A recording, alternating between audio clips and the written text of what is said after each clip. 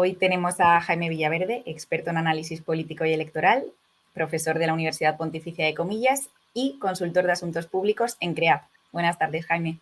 ¿Qué tal, Yolanda? Buenas.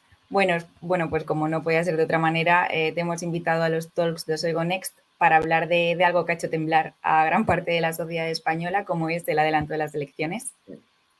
Bueno, para ir al meollo de la cuestión, vamos a contextualizar un poquito esto y a comentar la jugada política. Genial. ¿Eran de esperar los resultados de las elecciones del 28 de mayo? A ver, en realidad, lo paradójico es que aunque los resultados hayan provocado un terremoto, en realidad yo no creo que puedan calificarse como tal de sorprendentes. Es decir, si observamos lo que es el ciclo electoral que va desde las últimas elecciones generales del 19 hasta ahora, digamos, con las diferentes elecciones que ha habido, tanto a nivel autonómico en el País Vasco, en Cataluña, en Castilla y León, en Andalucía, digamos, en la Comunidad de Madrid, sobre todo, en todas observamos como, digamos, una serie de tendencias que se han confirmado también en estas últimas elecciones. Es decir, observamos una recuperación del Partido Popular, que es verdad que, salvo el País de Cataluña, que son ecosistemas políticos particulares, pero en todas observamos, digamos, como una cierta recuperación del Partido Popular. Es verdad que en Castilla y León sacó un resultado peor de lo esperado, pero bueno, tanto en Andalucía como en la Comunidad de Madrid obtuvo muy buenos resultados. Por otro lado, una cierta estabilización de Vox en torno a un porcentaje de voto, digamos, importante, es decir, se consolida en unos porcentajes, digamos, razonables. Por otro lado, la desaparición de Ciudadanos, es decir, que ha desaparecido prácticamente todos los sitios, salvo de Castilla y León, donde conserva un diputado. Y bueno, en Cataluña, pero bueno, ya digo que Cataluña es un ecosistema particular.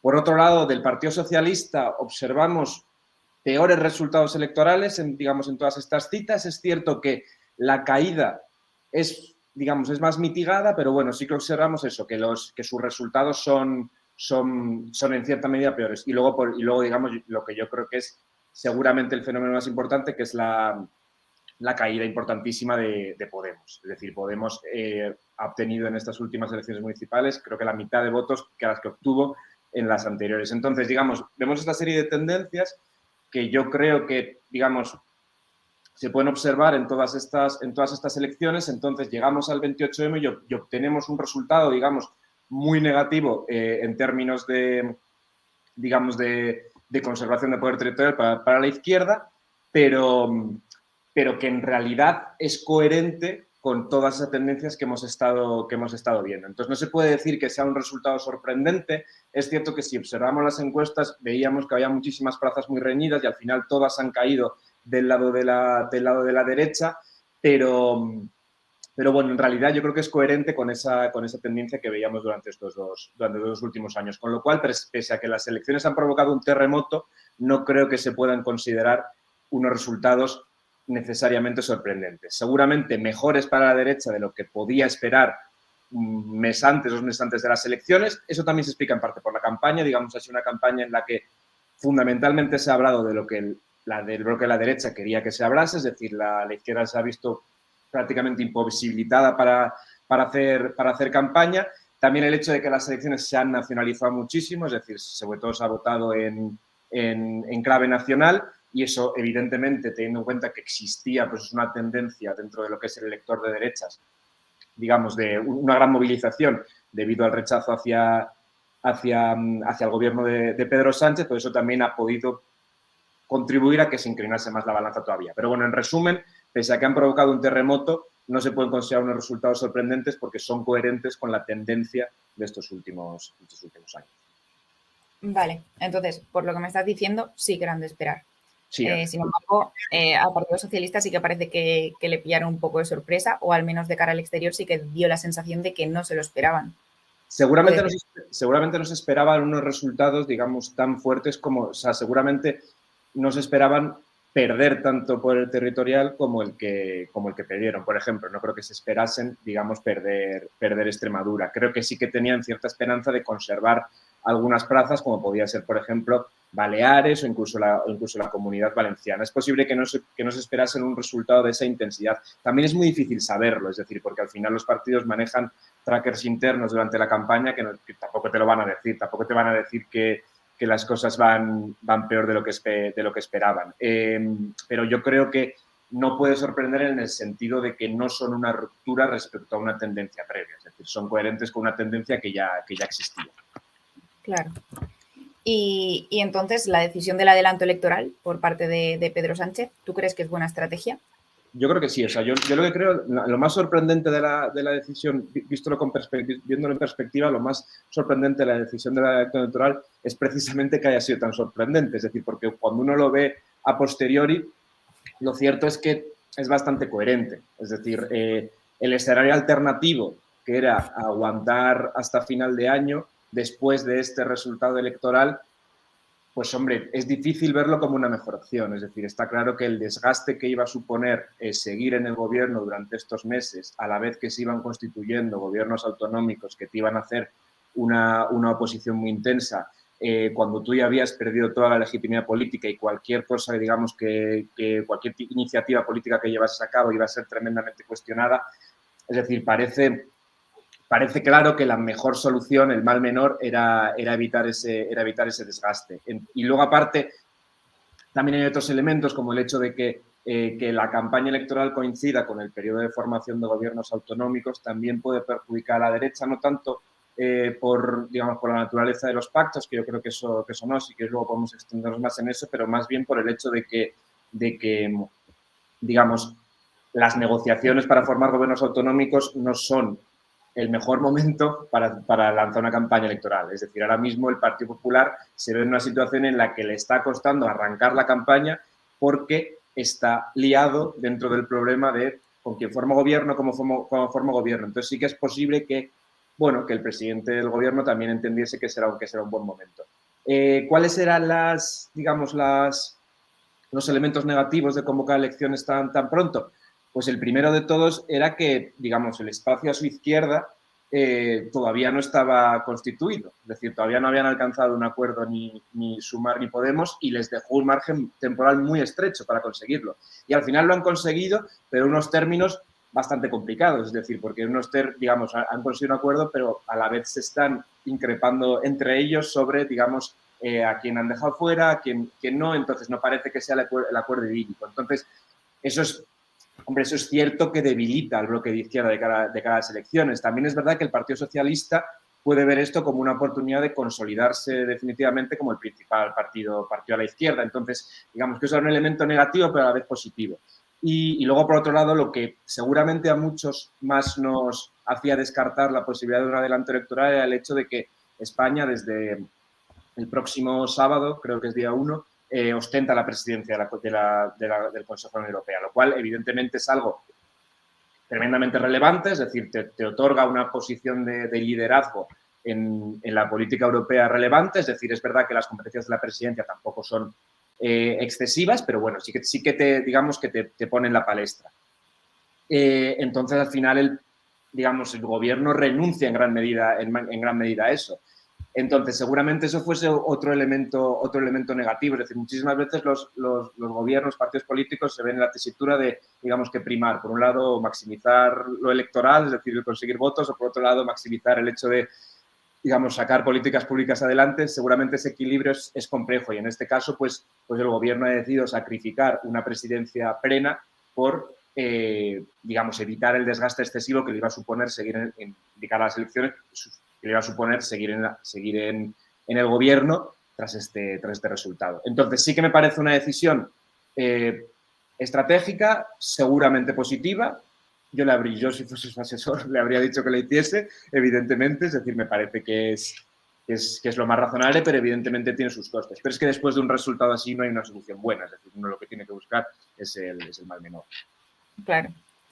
Vale, pues has hablado ya del tema pactos, sí, que era el que iba a empezar yo ahora. Los pactos que han hecho PP y Vox. Sí. No cómo los ves, sino cómo crees que pueden afectar sobre todo al Partido Popular de cara a las elecciones. A ver, yo creo que los pactos en general, tanto el bloque de la izquierda como el bloque de la derecha, seguramente tengan un coste menor del que creemos. Es decir, en el ciclo electoral previo, es decir, en el 18, pero en el 19, perdón, pero sobre todo en el 15 y el 16 sí que es posible que el hecho de pactar, o sea, en este caso sobre todo el Partido Socialista, con Podemos, le pudiese suponer un coste o no, es decir, ese dilema sí que estaba más encima de la mesa. Yo creo que durante estos años el elector, digamos, como que ha madurado en el sentido de que ha asumido que el bipartidismo como tal ha muerto y que evidentemente para gobernar va a ser necesario pues que los partidos que forman un determinado bloque pacten entre ellos. Es decir, de hecho, se observa que se habla mucho de que hay más polarización, digamos, entre la sociedad. Seguramente eso sea así entre bloques, pero a la vez también se ve que dentro de los propios bloques el nivel de rechazo hacia el otro partido es menor. Es decir, el elector del PP rechaza menos al elector de Vox, el elector del PSOE menos al de Podemos y viceversa. Entonces, no creo que tenga un coste excesivo para el Partido Popular dentro de su electorado el pactar con Vox. No creo que el elector del Partido Popular vaya a pensarse el votar o no al Partido Popular por el hecho de que haya llegado a un acuerdo con Vox. No creo que nada nos haga pensar que eso va a ser así. Y si el escenario fuese el contrario, digamos, en el bloque de izquierda, pasaría, digamos, tres cuartos de lo mismo. Entonces, y luego seguramente, digamos, el otro argumento por el cual al Partido Popular le podría perjudicar llegar a acuerdos con Vox como el que ha llegado en Valencia sería el hecho de que hubiese el hecho de que eso pudiese movilizar el voto de izquierdas. Es verdad que eso es algo que yo sí que creo que operó en las elecciones del 19, sobre todo en las primeras, en las elecciones del 28 de abril. Yo sí que creo que hubo una gran movilización del voto de izquierdas como consecuencia de, pues eso, del miedo que ese electorado podía sentir hacia Vox. Yo no creo que durante esos años ese miedo o ese rechazo haya remitido. Yo entiendo que será el mismo o incluso superior, es decir, no ha remitido. Lo que sí que ocurre es que eso seguramente ya no movilice tanto porque tú no puedes hacer eternamente una campaña, digamos, a la defensiva, una campaña, digamos, como contra otro. Es decir, al final, tu electorado llega un momento en el que eso también se va a desmovilizar. Es decir, uno no puede, digamos, hacer campañas únicamente sobre el rechazo a Vox eternamente. Entonces, seguramente yo creo que eso también el gobierno lo ha entendido y por eso también seguramente vaya a hacer una campaña con mucho más poniendo valor todo lo que ha hecho estos años y demás. Pero yo no creo que el hecho de que el PP y Vox pacten vaya a tener unos efectos muy importantes en términos de movilización de la izquierda y por ende eso vaya a perjudicar al Partido Popular. Lo que sí que puede perjudicar al Partido Popular, y parece que algunas encuestas lo empiezan a hacer ver, es la indefinición. Es decir, es hacer una cosa en la Comunidad Valenciana y otra cosa en Extremadura. Y no me refiero a hacer cosas algo diferentes, sino hacer cosas completamente contrarias. Es decir, sacar un acuerdo de gobierno en la Comunidad Valenciana, digamos, donde, digamos, se nota claramente la influencia de Vox y, por otro lado, digamos, negarse en rotundo en Extremadura a llegar a cualquier tipo de acuerdo con Vox y con la candidata, digamos, siendo muy, muy beligerante contra Vox y sus postulados. Yo creo que esa indefinición sí que puede desmovilizar al lector, sobre todo porque le quita la certeza de saber exactamente qué es lo que va a hacer el Partido Popular después de las elecciones y eso nunca es positivo. Es decir, el hecho de que uno no sepa lo que un partido que va a votar va a hacer después nunca es algo positivo. Seguramente lo que sí que le puede perjudicar es la indefinición y seguramente por eso parece que en Extremadura están, digamos, como corrigiendo digamos, la posición cambiando el rumbo de la posición de la semana pasada. Entonces es un poco lo que creo de los pactos. Como que para mitigar un poco los efectos de eso.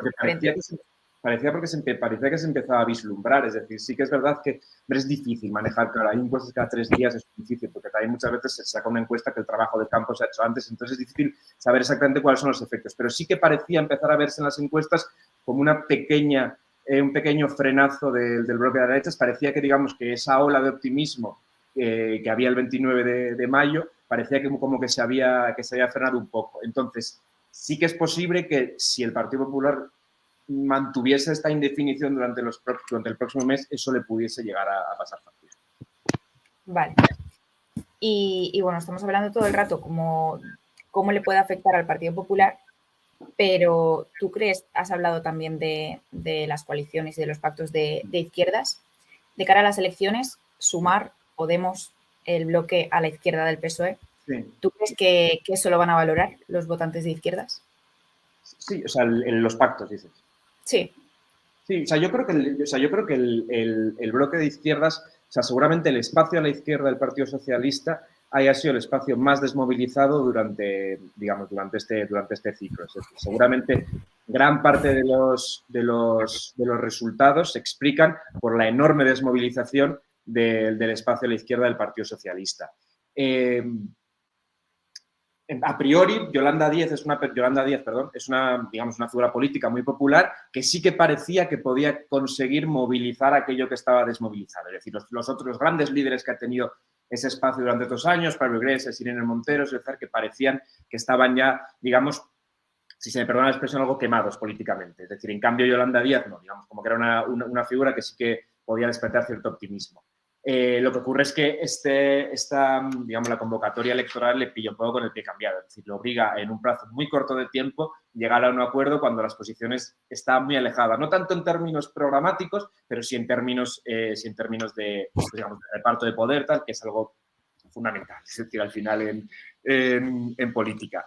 Entonces, es cierto que han salvado en parte los muebles porque no se presentan por separado. Presentarse por separado habría sido algo catastrófico para ambos partidos, es decir, por 2 motivos. Por un lado, porque el elector siempre premia, siempre castiga esa dispersión, es decir, no le parece bien, o sea, prefiere que sus siglas, siempre y cuando compartan programas, vayan unidas, y luego porque por simple tema del sistema electoral. Es decir, el sistema electoral, por el tamaño de la circunscripción y también por la fórmula de reparto, pues, digamos, arrasaría cualquier opción de estas formaciones de entrar en gran parte de las circunscripciones. Entonces han conseguido salvar en parte eso, no van a ir con 2 listas, pero sí que es verdad que la forma en la que han llegado al acuerdo no parece que sea la mejor para movilizar a su electorado. Es decir, no parece que... O sea, cuesta creer que el electorado de Podemos vaya a movilizarse muchísimo cuando sus principales líderes, el día después de llegar a un acuerdo, hablan de que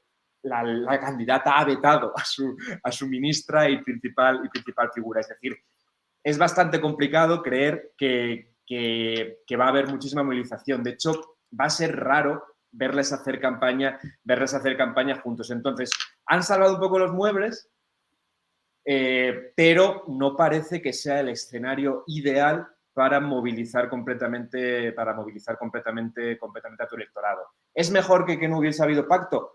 Es difícil saberlo, es un contrafáctico, pero, hombre, puede ser que sí, pero seguramente esta no era la forma ideal de hacer el pacto. Seguramente era imposible en 10 días llegar a un acuerdo, pues porque evidentemente ha sido un periodo de gobierno como muy, muy tumultuoso, entonces no era sencillo. Pero bueno, yo creo que no parece para ellos el escenario idóneo.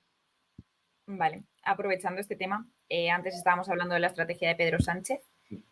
¿Tú crees que fue una estrategia el veto a Irene Montero? Por lo que estabas diciendo ahora, Diego. Por parte de... A ver, es muy complicado eso, es muy complicado. Es cierto que la popularidad de Irene Montero y en general de Unidas Podemos ha caído. Solo hay que ver los resultados electorales, solo hay que ver los últimos resultados electorales. Creo que incluso entre su electorado, digamos, las polémicas en torno a la ley del sí es sí y demás también han hecho mucha mella. De hecho, es muy significativo que el presidente del gobierno, cuando le hablan el otro día en una entrevista, cuando le hablan de cuál había sido el principal error en esta legislatura, lo menciona. Entonces, es cierto que son figuras muy desgastadas políticamente, que seguramente conserven un pequeño nicho de electores fieles, pero muy pequeño. Solo hay que ver cuáles son los resultados electorales. Solo hay que ver incluso cuando presentaron a Pablo Iglesias hace 2 años en la Comunidad de Madrid, que obtuvo un resultado mucho mejor que el actual, pero aún así un resultado mucho peor que el que, por ejemplo, obtuvo Más Madrid. Entonces, o sea, no son figuras, digamos, como que electoralmente ahora le fuesen a suponer un activo importante a la izquierda. Ahora bien, digamos, tampoco creo que Sumar pueda prescindir de ese electorado fiel que le queda a Unidas Podemos. Tampoco creo que puedan, digamos, desmovilizarlo por completo. Entonces, al final es muy difícil, pero seguramente, bueno, igual una forma más sutil de haber gestionado estas diferencias habría sido mejor, pero eso entiendo que es muy difícil en última instancia. O sea, básicamente porque tampoco tenían pique. De hecho, muchos creíamos que ni siquiera iban a llegar a un acuerdo. Pero bueno, evidentemente en absoluto es positivo que de una coalición, digamos, estén lanzando cuchillos entre ellos, en plena campaña electoral. Eso evidentemente nunca suma. Totalmente. Vale, y ya pues para hablar un poco en términos de participación, Sí. La participación de las elecciones del 28 de mayo tuvo unos datos que fue una de las más bajas de la historia, unas cuotas de las más bajas de la historia. ¿Cómo se puede interpretar esto?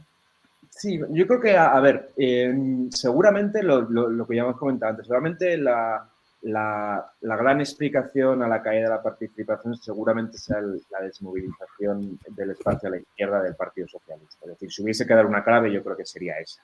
O sea, yo creo que el resto del electorado está razonablemente movilizado, es decir, los porcentajes de voto fueron en las municipales, entre el electorado del resto de partidos, yo creo que fueron altos. Es decir, eso es difícil saberlo, luego hay que ir como a los datos más micro y demás, pero yo creo que lo que explica sobre todo la caída que hubo en la participación, que sobre todo fue en el último dato, por la mañana parecía que subía, yo creo que se explica sobre todo por la desmovilización del espacio a la izquierda del Partido Socialista, del espacio que en estas elecciones ocupó mayormente Unidas Podemos. Yo creo que esa es la gran explicación.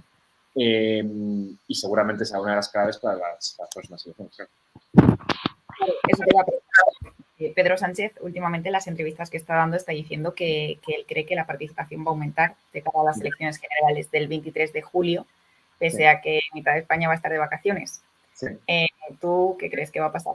Eso es muy... A ver, la participación siempre es lo más difícil de prever. O sea, si uno analiza las encuestas y las compara con el dato final de participación, siempre hay una desviación superior al 10%. En algunos casos casi llega en torno al 20%. Es decir, hay una deseabilidad social muy grande en el hecho de decir que uno va a ir a votar. Es decir, si a uno le preguntan, pues le sabe mal decir que no va a ir a votar porque parece que es como que no le interesan los temas públicos o demás. Entonces es muy difícil de estimar cuál va a ser la participación. Es todavía más difícil de estimar cuál va a ser la participación cuando nos encontramos con las primeras elecciones generales, si no me equivoco, en julio en toda la historia. Eso es todavía más difícil de estimar. Entonces, es muy difícil saberlo. La verdad es que es muy, muy, muy difícil saberlo. De momento, por lo que está trascendiendo, los datos, digamos, las peticiones de voto por correo, digamos, son muy altas. Es decir, sí que parecería que en ese sentido la gente como que se está tomando muy en serio el de votar por correo. Yo no descartaría ningún escenario. Es decir, a priori, el hecho de que gran parte del país esté fuera de su domicilio debería afectar a la participación, porque todos sabemos que el coste de votar por correo es infinitamente mayor que el coste de votar presencialmente. Entonces eso debería afectar. O sea, sabemos que hay efectos externos de este tipo, como puede ser la meteorología o en este caso el hecho de que parte del país esté de vacaciones, que afectan al resultado electoral. Pero ya digo que es imposible compararlo. Lo más parecido que tenemos son las elecciones vascas y catalanas que hubo hace 2 años, que también fueron en pleno verano. Lo que ocurre es que como esas elecciones fueron en contexto de COVID, es absolutamente imposible de comparar en términos de participación porque fueron muy subgéneris. Entonces yo creo que puede pasar cualquier cosa. A priori sí que debería afectar algo el hecho de que sean en verano, es decir, es lo que dice el sentido común. Lo que pasa es que como hay otros factores que no controlamos, es decir, el nivel de movilización que puede tener la derecha, es decir, hasta qué punto mantiene como ese efecto de carro ganador, de cambio que tuvo en las elecciones del 28M, hasta qué punto la población percibe que hay competición, eso es algo fundamental, es decir, el hecho de que se perciban que van a ser unas elecciones competidas. Sí, yo creo que sí que vamos a llegar al final de la campaña con esa sensación. Pero bueno, es verdad que es muy, muy, muy complicado. Seguramente el presidente del gobierno sea tan rotundo pues porque evidentemente quiere movilizar a su electorado, pero eso es verdaderamente imposible de saber. Seguramente la participación es siempre lo más complicado de prever. Vale, pues ahora recojo una afirmación que tú acabas de hacer y te la lanzo como pregunta. Genial. ¿Van a ser las elecciones generales competidas? Yo creo que sí. Es decir, yo creo que... O sea, yo sí que creo que la derecha partía y creo que sigue partiendo con una cierta ventaja. Es decir, yo creo que sigue siendo el escenario más probable que el Partido Popular y Vox sumen. Es decir, creo que con los resultados que hubo en las municipales y autonómicas, sumado al efecto de carro ganador que te hace obtener ese resultado, y al hecho de que se votó en clave nacional como un voto de castigo a Pedro Sánchez en las autonómicas, pues, digamos, parece razonable pensar que no va a ser menor ese nivel de movilización en unas elecciones generales. Entonces, o sea, es el nivel de movilización como contra el gobierno de Sánchez y demás dentro del electorado de derecha. Entonces, todo eso a mí me hace pensar que lo más probable sigue siendo que haya una suma de PP y Vox, pero por supuesto que el escenario electoral no es el mismo. Digamos, aquí hay muchas circunscripciones donde se reparten muchísimos diputados en las que el Partido Popular y Vox son mucho menos fuertes que el bloque de la izquierda, por ejemplo, Cataluña. Y aquí hay una clave, que es decir, el Partido Socialista de Cataluña sacó un resultado espectacular en las últimas elecciones autonómicas y lo normal es que este sea todavía, las últimas elecciones municipales, perdón, que este sea todavía mejor en las generales.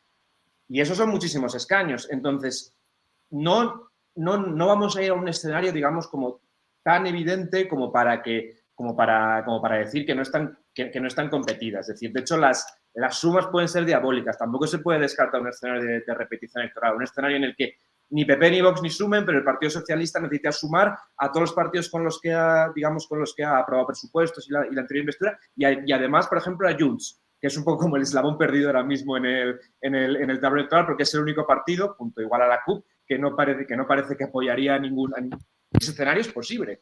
Entonces, yo creo que el escenario más probable sigue siendo que sumen PP y Vox, pero por supuesto que van a ser competidas porque en unas elecciones generales, digamos, como que las entran en juego, por ejemplo, las circunscripciones catalanas que no entran en juego en esta, las circunscripciones vascas, es decir, básicamente el tablero es otro y las sumas son complicadas. Y el Partido Popular únicamente puede pactar con Vox, igual con Coalición Canaria, con algún partido más pequeño, pero necesitarían acercarse a los 176 escaños. Que parece que eso es lo que se ve en las encuestas, pero no es algo seguro.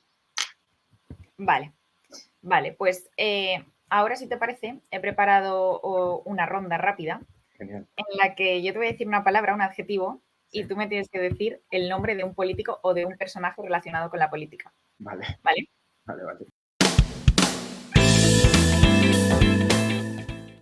Son poquitas palabras, no te preocupes. Lanzo la primera. Sí. Estratega. ¿Cómo? Estratega. Estratega. Pues Pablo Iglesias, yo creo. Sí, vale. Pues seguramente se piensa en estratega más en Pedro Sánchez, pero yo creo que Pedro Sánchez es más táctico, más del movimiento como en corto, pero yo creo que sí, estratega seguramente Pablo Iglesias.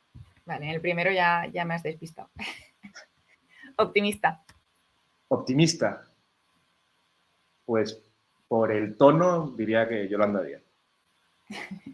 Inteligente. Pues varios. O sea, yo no pienso que los políticos sean poco inteligentes. De hecho, me parece que por lo general son bastante inteligentes. Entonces, no sé quién diría. Inteligente. Iván Espinosa, me parece inteligente. Vale. Y ya la última palabra, gracioso. Gracioso. Me parecen menos graciosos que inteligentes, pero, no sé, gracioso. Eso sí que no abunda. Bueno. Almeida. Me parece gracioso. Te lo compro. Para bien, Vale, estupendo. Bueno, Jaime, pues muchas gracias por este ratito y genial, por esta clase magistral de análisis político de la situación. A vosotros. Vale. Gracias. Hasta luego. Chao.